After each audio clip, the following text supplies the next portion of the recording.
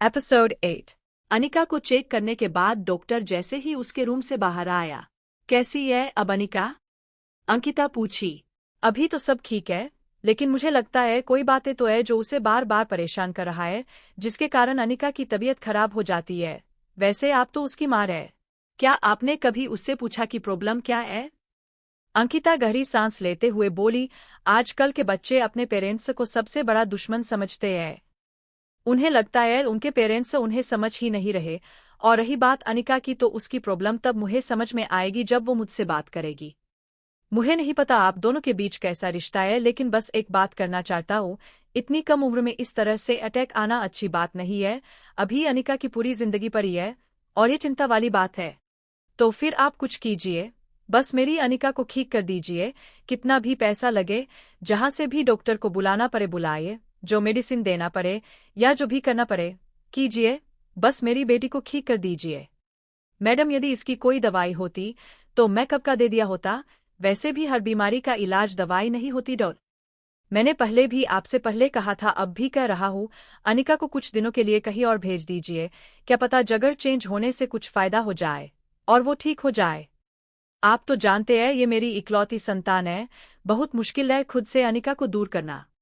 आपकी भावना को समझता हूँ, लेकिन आप भी तो अक्सर बाहर रहती है और इस उम्र में बच्चों को अपने दोस्तों की जरूरत होती है, और मुझे नहीं लगता कि इनका कोई दोस्त है भी, या फिर ये कहीं आती जाती भी है।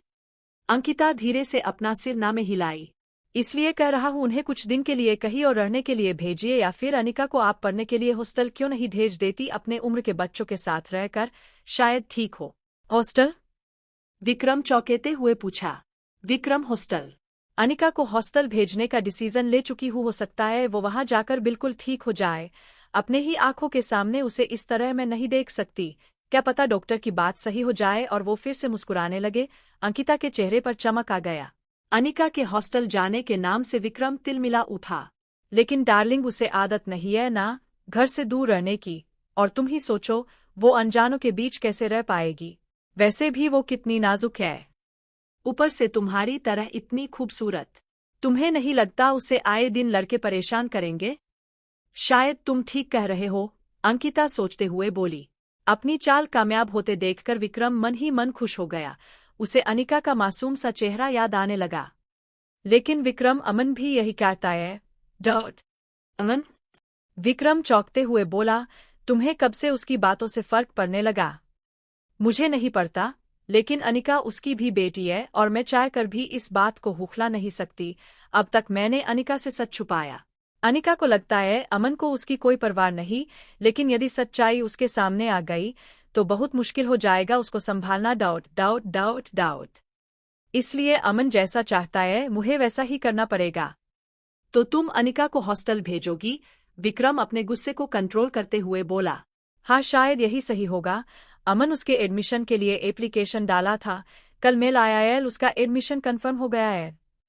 विक्रम गुस्से से अपनी मुट्ठी बांधते हुए, लेकिन जानू अभी तो उसकी तबीयत ठीक नहीं है।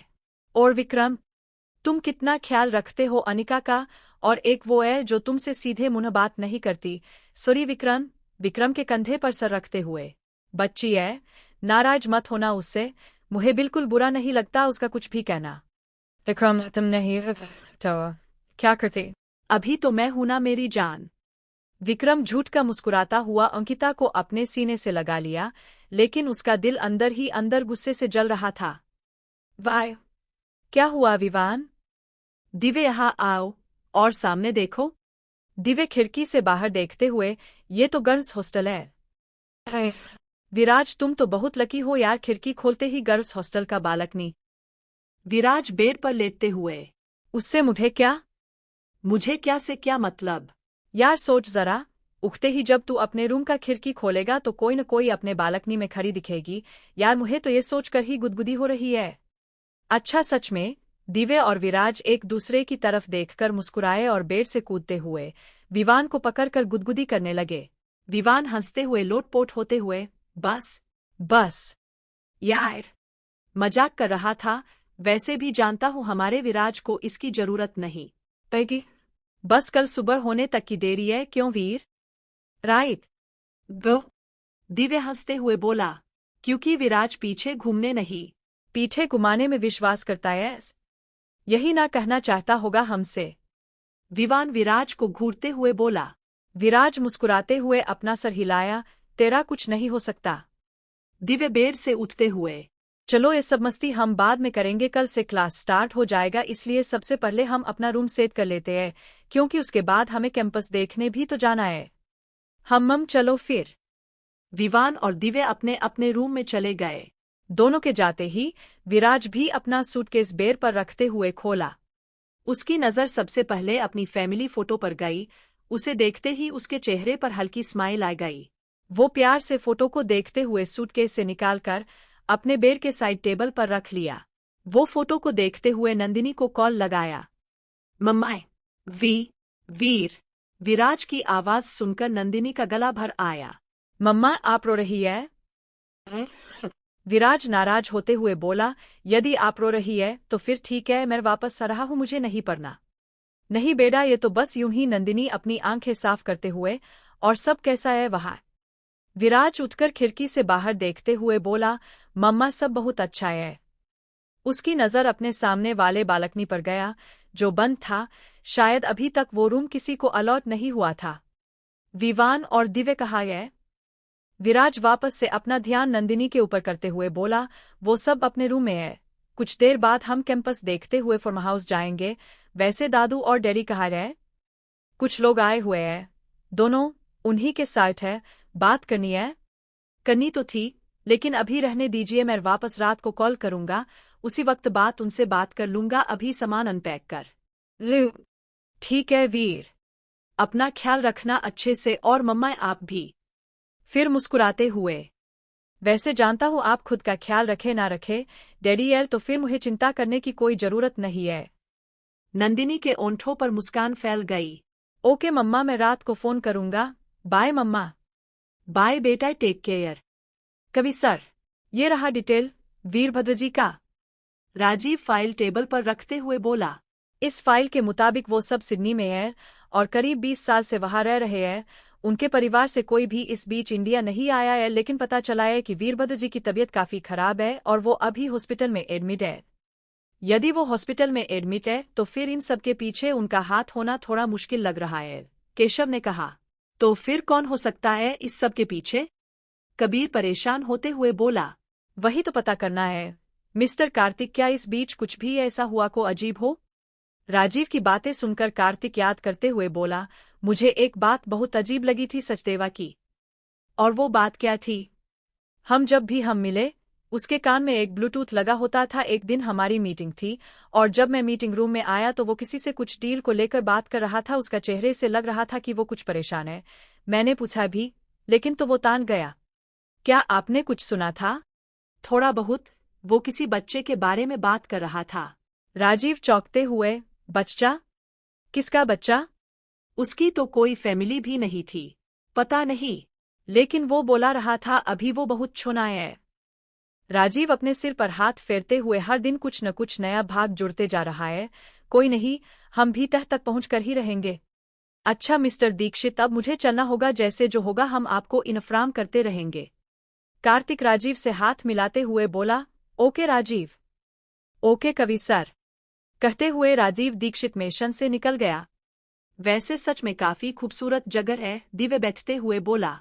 इसका अपना इतिहास भी काफी पुराना है, कितनी कहानियां जुड़ी है यहाँ से। याद है विराज, जब हम छोटे थे और हमें पहली बार न्यूज़ से पता चला था इस यूनिवर्सिटी के बारे में, विवान याद करते हुए बोला। हाँ सब याद है, उसी वक्त मैं ठान लिया था कि पढ़ूंगा तो यही से। लेकिन दादू, जो बीएचयू में पढ़ने की परंपरा को बदलना नहीं चाहते थे, बहुत टाइम लगा लेकिन मैंने उन्हें मना ही लिया। तभी दिव्य की नज़र बाइक पर पड़ी। विराज, हमारी बाइक? क्या सच में? विवान उछल पड़ा। हाय वो देखो। रायो कौन यार। तीनों भागते हुए आए और अपने स्पोर्ट्स बाइक पर बैठ गए। तीनों एक दूसरे को देखते हुए तो एक रेस हो जाए। सुखी बाइक की चाबी और हेलमेट देते हुए बोला, विराज बाबा। कवि साहब बोले यार आप लोगों को बाइक धीरे चलाने के लिए। तीनों उनके हाथ से हेलमेट लेते हुए बोले, ओके धीरे ही रेस लगाऊंगा। सुखी के अंदर जाते ही तीनों एक्सेलेटर दबाते हुए वहां से तेजी से निकल गए और देखते ही देखते उनका बाइक हवा से बात करने लगा। वो जहां से भी गुजर रहे थे लोग मुड़ मुड़ कर उन्हें देख रहे थे। पहाड़ी के कच्चे पक्के रास्तों से होकर वो एक दूसरे से आगे निकलने ही होड़ में लगे थे। पीछे कुछ छूट रहा था तो बस धूल के गुब्बारे। विराज को कोई रेस में हरा दे, ये संभव ही नहीं था। बाइक उसका जुनून, उसका पैशन था। विराज बस करो यार, अब नहीं। विराज अपनी बाइक को धीरे करते हुए पीछे घुमाया। विवान और दिव्य दोनों अपना हाथ ऊपर कर चुके थे। विराज उनके पास आते हुए मुस्कुराते हुए बोला, क्या हुआ, बस इतना ही? विवान चिढ़ते हुए बोला, उड़ा ले हमारा मजाक। बहुत घमंड है ना तुझे अपने ऊपर? एक दिन कोई आएगा और तेरे इस कमर को तोड़ जाएगा, तब हम भी यही पूछेंगे, क्या हुआ, बस इतना ही? विराज अपना हेलमेट खोलकर अपना सिर झटकते हुए बोला, रियली? फिर तो मुझे भी इंतजार रहेगा उस दिन का। उधर बाइक की तेज आवाज़ सुनते ही सारे गार्ड्स दरवाजे से हट गए और तभी एक लाल और काले रंग की बाइक तेजी से गेट से निकलकर सुनसान रास्तों पर दौड़ती हुई हवा से बातें करने लगी। मैडम मैडम प्लीज गेट खोलिए। मीनू की आवाज़ सुनकर अंकिता जल्दी से गेट खोलते हुए बोली, इतनी सुबह सुबह क्यों चिल्ला रही हो? मीनू नजर नीचे करते हुए बोली, मैडम बेबी। अनिका का नाम सुनते ही अंकिता घबराते हुए बोली, क्या हुआ है उसे? वो ठीक तो है ना? मैडम बेबी अपने बाइक के साथ निकल गई है। क्या तुमने उसे रोका नहीं? अंकिता गुस्से से चिल्लाई। बहुत कोशिश की, लेकिन आपको पता ही है जब वो गुस्से में होती है तो किसी की नहीं सुनती। अंकिता हड़बड़ाते हुए अपने रूम से निकलकर नीचे आई और फिर बॉडीगार्ड पर चिल्लाते हुए बोली, खड़े क्यों हो? ढूंढ कर लाओ उसे। यदि उसे कुछ भी हुआ तो तुम लोगों की खैर नहीं। डायरी